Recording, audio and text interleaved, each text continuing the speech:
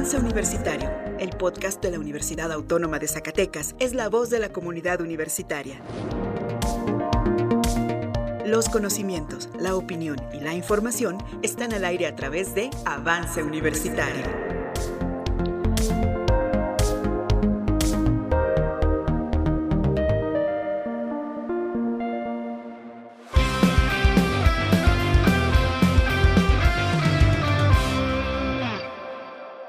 Finanzas para todos.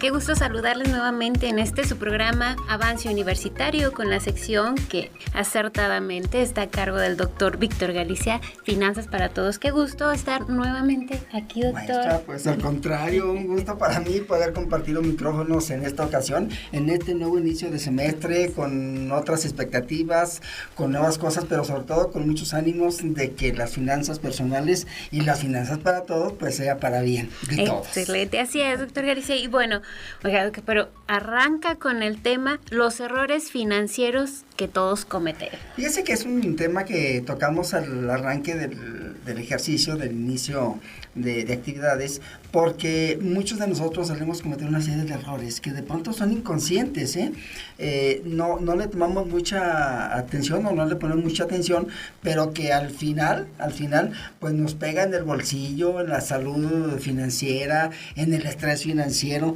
Entonces, de eso vamos a hablar justamente el día de hoy. Y bueno, pues para arrancar, doctor Galicia, ¿cuáles serían estos errores más comunes que se cometen al respecto? Y vamos a compartir con nuestro auditorio unos que son efectivamente los más comunes que solemos nosotros poner. De una o de otra forma los cometemos, ¿no? Decimos veces de forma inconsciente, pero fíjese bien, el primero es que no llevemos un registro de nuestros gastos. Pensamos que somos los superhombres, ¿verdad? Y ahí vamos gastando, tenemos la quincena y ahí la vamos gastando, distribuyendo, pues no llevamos un control de ellos. Un segundo error es utilizar la tarjeta de crédito como si fuera un dinero extraordinario, un dinero extra. Y hay que recordar, lo hemos dicho en otros espacios, la importancia y sobre todo la responsabilidad de un manejo adecuado de su tarjeta de crédito. Un tercer error es no contar con un fondo de emergencia. La mayoría de las veces pues no tenemos la precaución de guardar por lo menos una quincena o el equivalente a una quincena para alguna emergencia. A lo mejor se descompone el coche, a lo mejor se poncha una llanta, a lo mejor necesitamos instalación eléctrica, en fin. Otro error que cometemos es no entender nuestras deudas.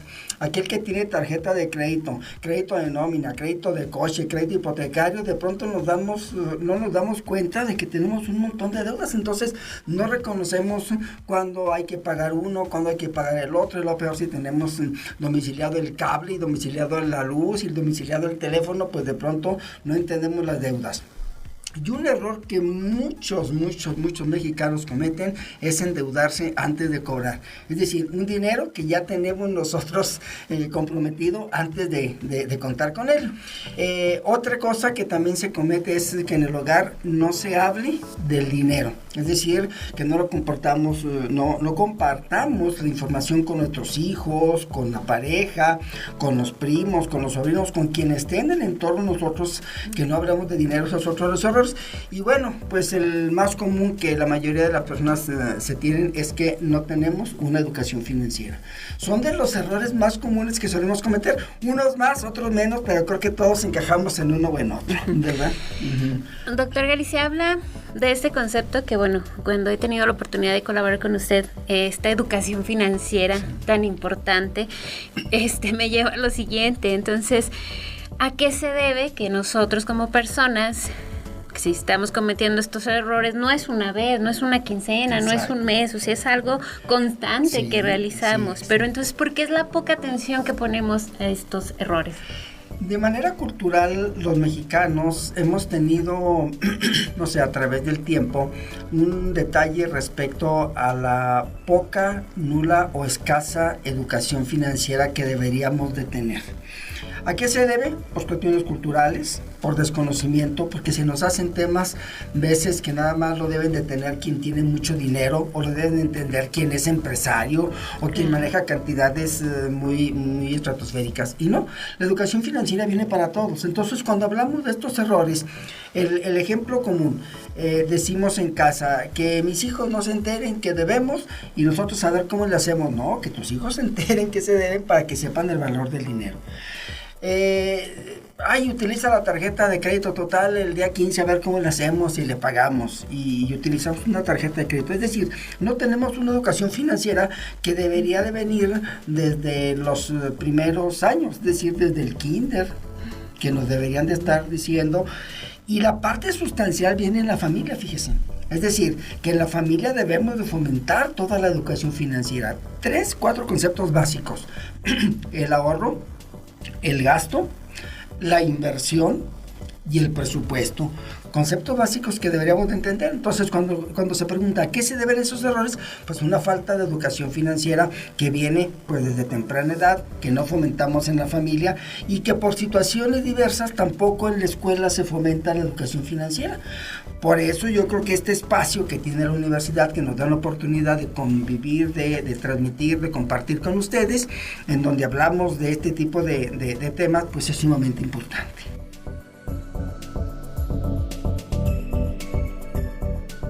¿Por qué llega a decir, doctor Galicia, que a veces, bueno, no sé si está bien el concepto de que sea algo delicado el poder compartir hasta con la pareja esta situación financiera? Porque hemos encontrado o se escucha de que las nuevas parejas de tú tu dinero, yo mi dinero. Pero luego cuando uno, dirían ahí coloquialmente, se le atora el barco.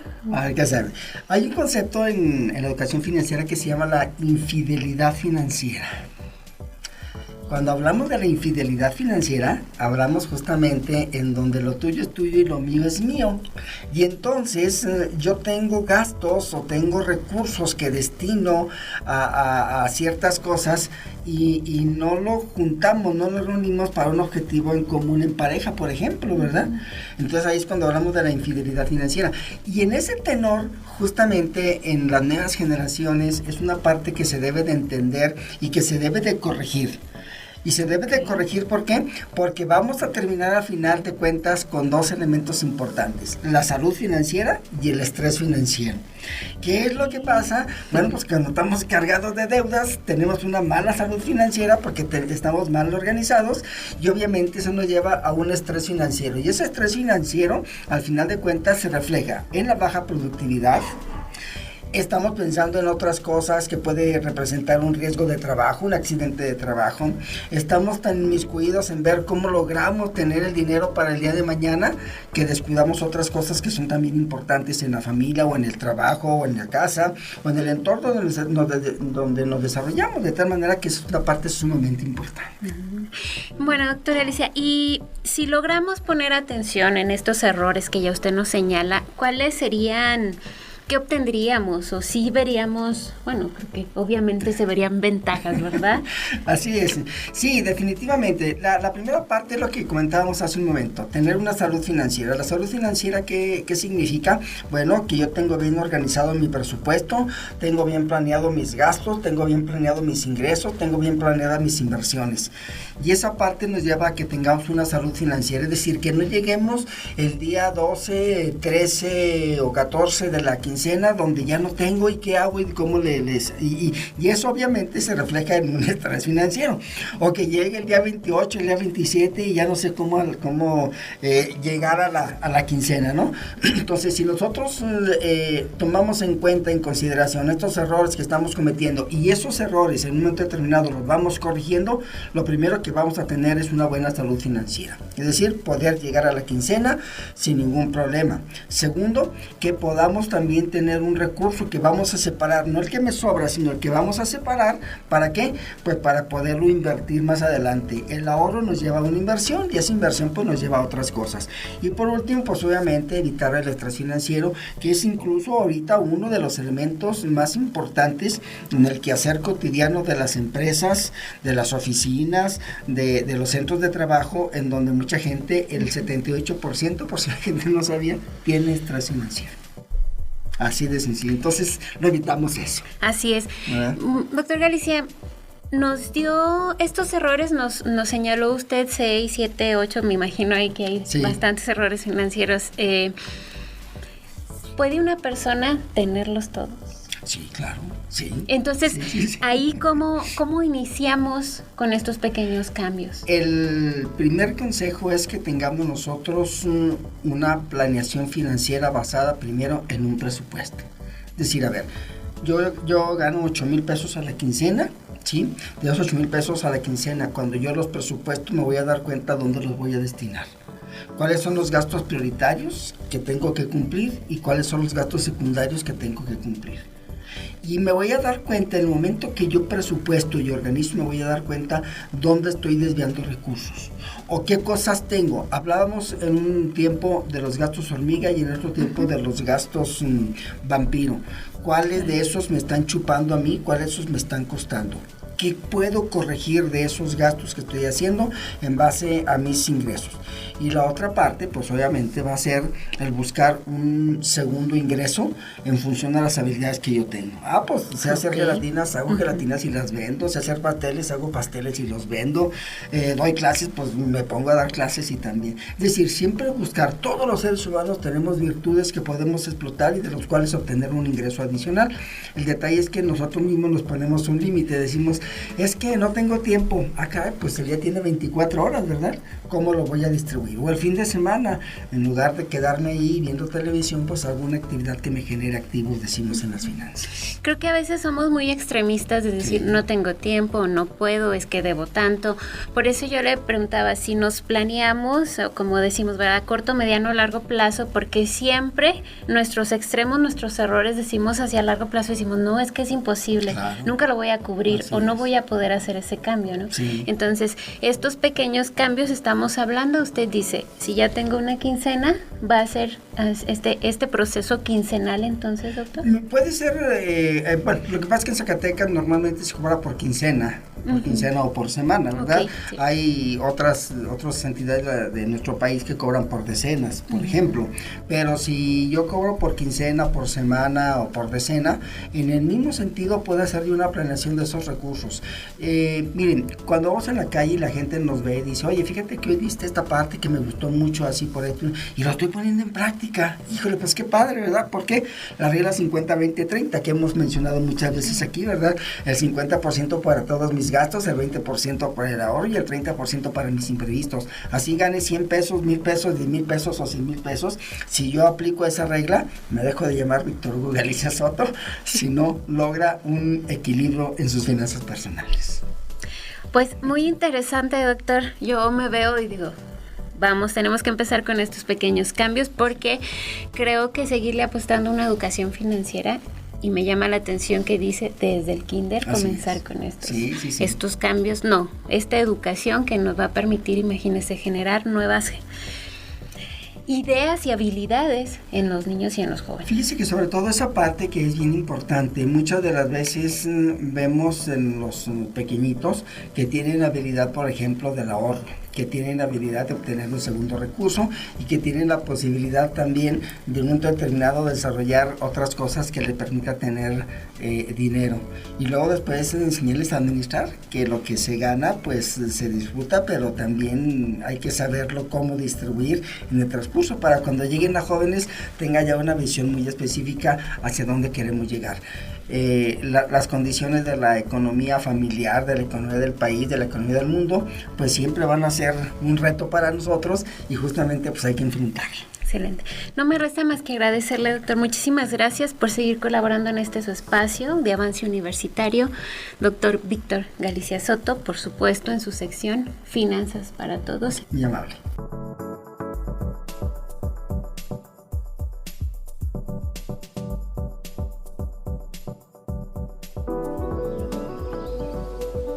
Mujeres universitarias, en su propia voz.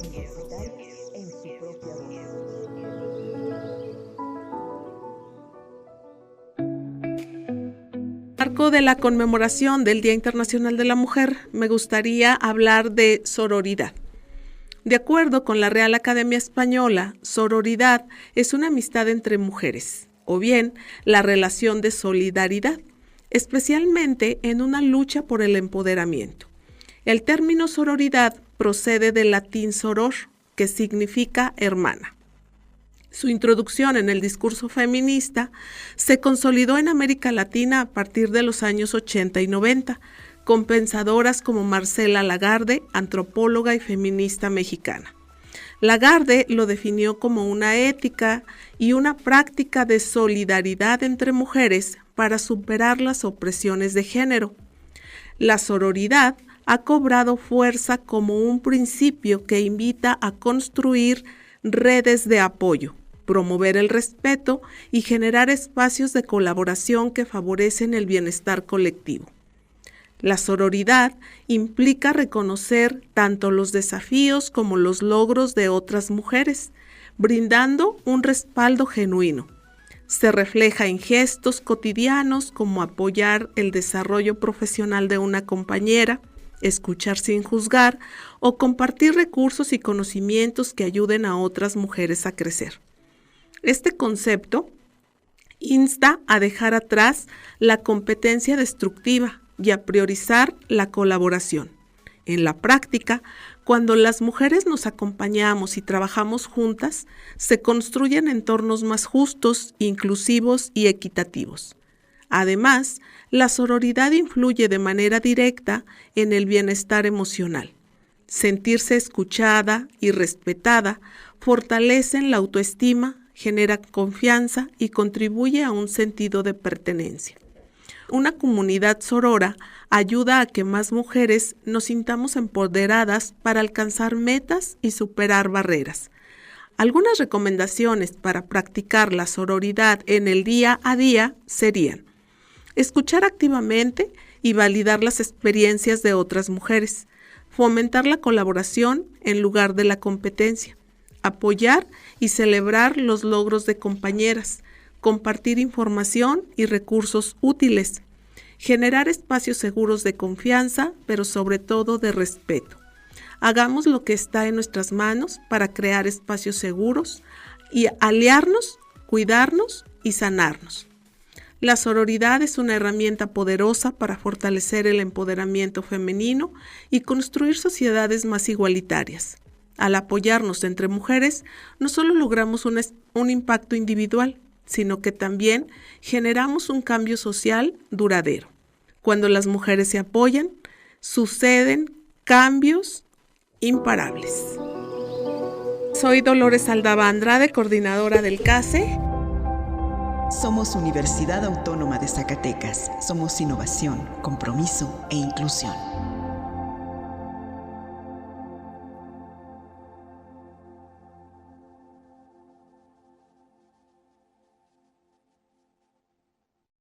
Las opiniones emitidas en este programa son responsabilidad exclusiva de quien las emite y no representan necesariamente el pensamiento de la Universidad Autónoma de Zacatecas.